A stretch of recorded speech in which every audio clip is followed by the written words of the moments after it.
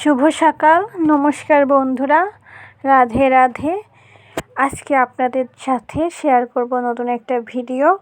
আজকে আমি চলে গিয়েছিলাম যাত্রাপুর, বাগেরহাট যাত্রাপুর। সেখানকার লাউপালা গোপালজির মন্দিরে যাওয়ার সময় একটা ভিডিও করলাম। দেখলাম যে এই ব্রিজটার অবস্থা খুবই খারাপ, কিন্তু প্রকৃতি খুবই সুন্দর ছিল।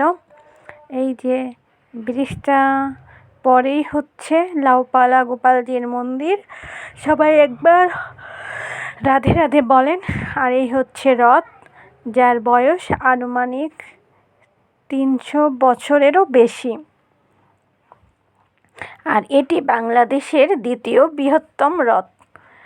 রথ দেখা শেষে ভ্যানে করে চলে গেলাম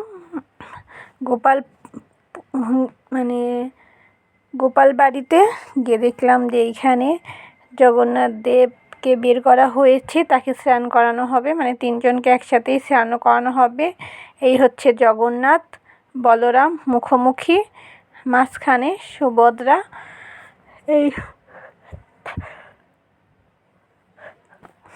এই মন্দির খুবই জাগ্রত। আর জগন্নাথ হচ্ছে কৃপার সাগর। আর সামনে আছে গোপাল ঠাকুর। তারপরে স্নান করানো হলো, করিয়ে ঠাকুরকে নতুন বস্ত্র পরানো হলো। যেহেতু আমাকে মন্দির থেকে বলেছিল যে ভিডিও করা যাবে না, সেহেতু আমি ভিডিও করিনি। এই যে সবাই একবার বলেন জয় জগন্নাথ। জগন্নাথ হলো ভক্তের ভগবান। সে ভক্তের সাথে দেখা করার জন্য রথে করে বের হয়। ঠাকুরের প্রসাদ খেলাম, কাঁঠাল, খুবই মজাদার ছিল। এই যে প্রণাম টনাম করে আমি বাড়ির উদ্দেশ্যে রওনা হব।